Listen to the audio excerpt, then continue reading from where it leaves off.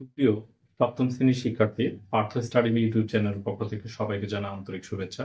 এই পর্যায়ে আমরা তথ্য উপাত্তের একটা সৃজনশীল তোমাদের মাঝে সমাধান করে দেখবো। আজকে আমরা সৃজনশীলের প্রথম যেহেতু পর্ব তথ্য উপাত্তের, সেহেতু আমরা ক আর খটা তোমাদের শেখাবো। আগামী দিন তোমাদের জন্য গুরুত্বপূর্ণ একটা ক্লাস থাকবে, সেটা হচ্ছে প্রচুরক নির্ণয়। এটা তোমরা অনেকেই হিমশিম খেয়ে যাও। তো আশা করি আমাদের ক্লাসগুলো ফলো করলে তোমাদের এই সমস্যাটা আর থাকবে না। তো চলো আর দেরি না করে আমরা দেখার চেষ্টা করি। দেখো, আমি স্ক্রিনে দেখতে পাচ্ছ যে আমি 30 জন শিক্ষার্থীর একটা নম্বর তুলে নিয়েছি। নম্বরে এখন আমাদের বলছে যে প্রদত্ত প্রাপ্তের পরিসর নির্ণয়। তাহলে পরিসর নির্ণয়ের ক্ষেত্রে করণীয় তোমার যে কাজটা, সেটা হচ্ছে সর্বপ্রথম তুমি এখানে সবচেয়ে বড় আর সবচেয়ে ছোট সংখ্যাটা আইডেন্টিফাই করো। তাহলে আমরা যদি খুঁজে দেখি তাহলে দেখবো যে সবচেয়ে ছোট সংখ্যা হচ্ছে 42, আর সবচেয়ে বড় সংখ্যা যদি একটু ফলো করি তাহলে দেখবো যে সবচেয়ে বড় সংখ্যা কত, 73। তাহলে আমরা আমাদের কাঙ্ক্ষিত দুইটা সংখ্যা পেয়ে গেছি। তাহলে আমরা এখন পরিসর নির্ণয় করব। তাহলে ক নম্বর দিয়ে আমরা লিখবো যে এখানে, ক নম্বর দিয়ে লিখবো কি, এখানে এখানে সর্বোচ্চ সংখ্যা, সর্বোচ্চ সংখ্যা কত আমাদের? সর্বোচ্চ সংখ্যা 73। সর্বনিম্ন, সর্বনিম্ন সর্বনিম্ন সংখ্যা হচ্ছে কত? সর্বনিম্ন সংখ্যা আমাদের 42। অতএব পরিসর, পরিসর সমান কি? পরিসর সমান আমরা জানি সর্বোচ্চ, সর্বোচ্চ সংখ্যা বিয়োগ সর্বনিম্ন সংখ্যা, সর্বনিম্ন সংখ্যা যোগ 1। এটা আমাদের পরিসরের সূত্র। এই সূত্রটা তোমাদের সবাইকে মুখস্থ করতে হবে। এখন দেখো, সর্বোচ্চ সংখ্যা কত আমাদের? 73। সর্বনিম্ন সংখ্যা কত? 42 যোগ 1। তাহলে বিয়োগ করো। 3 থেকে 2 বাদ দিলে 1, 7 থেকে 4 বাদ দিলে 3, যোগ 1, তার মানে কত আসলো? 32। এই হয়ে গেল পরিসর। দেখো কত সহজে আমরা পরিসরটা নির্ণয় করে ফেললাম। এবার যদি আমরা পরের টপিকে যাই, এখন বলতেছে কি যে গণসংখ্যা নিবেশন সারণী তৈরি করো। তাহলে গণসংখ্যা নিবেশন সারণী তৈরি করতে হলে আমাদের কি কি করণীয়? তাকে এটা মুছে ফেলি আমরা। যদি একটু মুছে আমরা দেখো খ নম্বরটাতে দেখি। খ নম্বর পড়ার জন্য আমরা লিখবো যে কি ক নং হতে পারে। খ নং দেখো, ক নং হতে পাই। কি পাচ্ছি? পরিসর পাইছি না আমরা? পরিসর, পরিসর সমান কত? 32। আমরা ধরি, যেহেতু এখানে শ্রেণী ব্যবধান বলে দেওয়া নাই, ধরি শ্রেণী ব্যবধান, শ্রেণী ব্যবধান আমি ধরে নিলাম 5। এখন তোমার মনে হতে পারে আমি কি করে বুঝবো যে আমার 5 ধরতে হবে? তোমার ইচ্ছা, তুমি চাইলে 10ও ধরতে পারতে। তবে আমরা যেহেতু এখানে 32 তো পরিসর, তাই আমরা 5 ধরলাম, যাতে একটু ঘরটা বেশি হয়, আমরা একটু দেখতে সুন্দর লাগবে সেই জন্য। অতএব শ্রেণী সংখ্যা, শ্রেণী সংখ্যা, শ্রেণী সংখ্যা বের করার সূত্র হচ্ছে পরিসর ডিভাইডেড বাই শ্রেণী ব্যবধান। শ্রেণী ব্যবধান, তাহলে দেখো পরিসর কত? 32, আর শ্রেণী ব্যবধান কত? 5। তাহলে 5 হয় 30, আর এখানে থাকলো 2, তার মানে 4 5 20, তার মানে 6.4। এখানে একটা গুরুত্বপূর্ণ কথা, শ্রেণী সংখ্যা কখনো দশমিকে নেওয়া যাবে না, সবসময় পূর্ণ সংখ্যাতে নিতে হবে। তাহলে আমরা 6-এর পরবর্তী পূর্ণ সংখ্যা কত? 7। তাহলে আমরা প্রায় 7 নিচ্ছি। এই হচ্ছে আমাদের 7। তাহলে আমরা কি পেলাম? শ্রেণী সংখ্যা পেয়ে গেছি। এখন আমরা কি, এখন আমরা সারণীটা তৈরি। তাহলে আমি একটু আপাতত এগুলো মুছে দিই। দেখো, সারণী নির্ণয় করার জন্য আমাদের করণীয় কাজ কি? আমরা বলবো যে শ্রেণী ব্যবধান, শ্রেণী ব্যবধান 5 নিয়ে শ্রেণী গণসংখ্যা, গণসংখ্যা সারণী তৈরি করা তৈরি করা হলো। এখন আমরা ছক তৈরি করি। তাহলে আমরা দেখছি কি শ্রেণী সংখ্যা 7 বের হচ্ছে। তাহলে তোমার কাজ হচ্ছে যে যা বের হবে তার চেয়ে 2টা ঘর এক্সট্রা থাকবে। তাহলে 7 বের হচ্ছে, আমরা তাহলে মিনিমাম আমরা আরো 2টা, তার মানে 9টা দাগ এইভাবে 1 2 3 4 5 6 7 8 9। আর এইদিকে ঘর দিবে, এটা সুন্দর করে আঁকবে। এইদিকে একটা, 2টা, 3টা।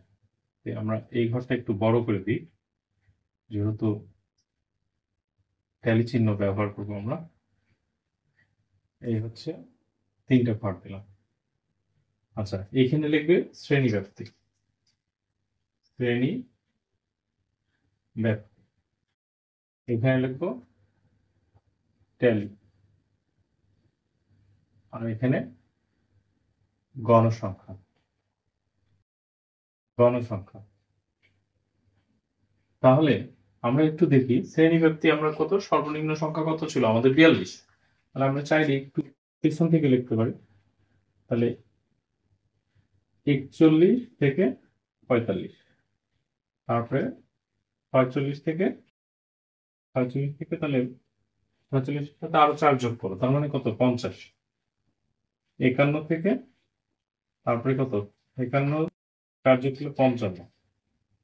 ও, এখন তোমরা ভাবতেছো যে আমি ব্যবধান 5 নিলাম কিন্তু যোগ করতেছি 4 কেন? যোগ করতেছি 4, দেখো তোমাদের সহজ টেকনিক দেখে বলি যে ব্যবধান যা ধরবে তার চেয়ে তুমি হচ্ছে কি তুমি হচ্ছে ব্যবধান যদি 5 ধরো তাহলে যোগ করবে 4, ব্যবধান যদি 6 ধরো যোগ করবে 5। শর্টকাট এটা। তাহলে 54 পরে কত 55, 55 থেকে 55 সাথে 4 যোগ করো, তাহলে তাহলে 55 সাথে আমরা যদি দেখি, সরি এখানে একটু মিস্টেক হয়েছে, এখানে 55, তাহলে এখানে কত হবে 56। 56 সাথে 4 যোগ করলে 60, তারপরে 61 সাথে 4 যোগ করলে 65, 65, 63 সাথে 4 যোগ করলে 70, 71 সাথে 4 যোগ করলে 75, 73 সাথে 4 যোগ করলে 80। তাহলে দেখো আমরা সর্বোচ্চ সংখ্যা কিন্তু অতিক্রম করে গেছি। আমরা সর্বোচ্চ সংখ্যা 73 ছিল, আমরা কিন্তু এখানে দেখো সরি এইখানে দেখো আমরা এই এই লাইনে দেখো হচ্ছে কত 75 পর্যন্ত চলে আসছে। এই লাইনটা দরকার নাই। হ্যাঁ, এখন আমরা ট্যালি গুলো খুঁজবো কি করে? ট্যালি গুলো খুঁজে খুব সহজ। দেখো প্রথম সংখ্যা কত 45, 45 কোন ঘরে আছে? এই ঘরে, এখানে একটা টান দিব। 60 কোন ঘরে আছে? 60 হচ্ছে আমাদের এই ঘরে আছে, একটা টান দাও। তারপরে 61, 61ও কি 61 আমাদের এই ঘরে আছে। তারপরে হচ্ছে কি 58, 58 কোন ঘরে আছে? 58 হচ্ছে আমাদের কি 58 হচ্ছে তোমার 58 আছে হচ্ছে, দেখো আহ তোমার হচ্ছে 58 না, 58 এই যে এই ঘরে আছে 58। তারপর কি বলছে 58 পর 53, 53 কোন ঘরে আছে? 53 আছে হচ্ছে আমরা যদি খেয়াল করি 53 এই ঘরে। 53 পরে কত আছে 48, 48 কোন ঘরে আছে? 48 দেখো এই ঘরে আছে, একটা দাগ দেবে, একটা করে কাটবে, একটা করে দাও। 52, 52 কোন ঘরে আছে? 52 এই ঘরে আছে। তারপরে হচ্ছে 51, 51 কোন ঘরে আছে? 51 আছে হচ্ছে এই ঘরে। আচ্ছা, 51 পর্যন্ত আমরা পড়লাম।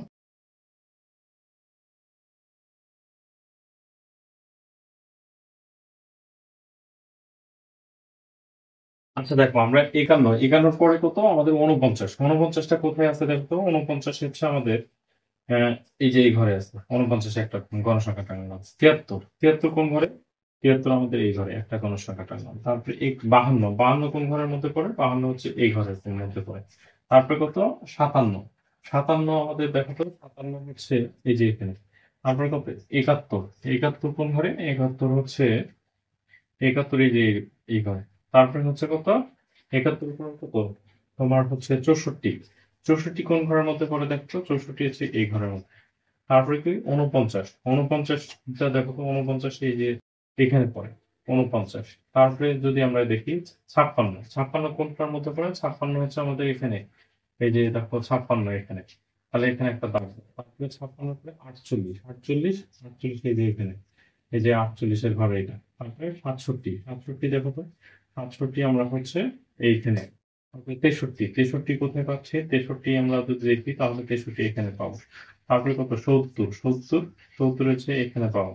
তারপরে 59, 59 কোথায় পাবো? 59 যদি দেখো, 59 হচ্ছে তুমি পাবে হচ্ছে এখানে। তাহলে দেখো যখন আহ 4টা দাগ দেওয়া যাবে, পঞ্চম দাগটা এভাবে আড়াআড়ি দিবে, হ্যাঁ, এই দিক করে আড়াআড়ি দিবে। তারপরে দেখো আমরা 59 পর কত? 54, 54 কোথায় পাচ্ছি? দেখো তো 54 এই যে এখানে, এখানে আড়াআড়ি দাগ দিতে হবে। তারপরে দেখো 46, 46 কোথায়? 46 এখানে। তাহলে এই যে আড়াআড়ি দাগ দিয়ে দিলাম। তারপরে 43, 43 কোথায়? 43 এই যে এখানে। তারপরে 43 পর কত? 56, 56 কোথায় পাবো দেখো তো? 56 এই যে এখানে। তারপরে কত? 69, 69, 69 এই যে এখানে, এখানে একটা দাগ দাও। তারপরে কত? 43, 43 দেখো এই যে এখানে। তারপরে দেখো হচ্ছে 68, এই যে 68, 68 আমরা কোথায় পাবো? এই যে 68 এখানে। তাহলে এখানে একটা আড়াআড়ি দাগ দিলাম। তারপরে কত?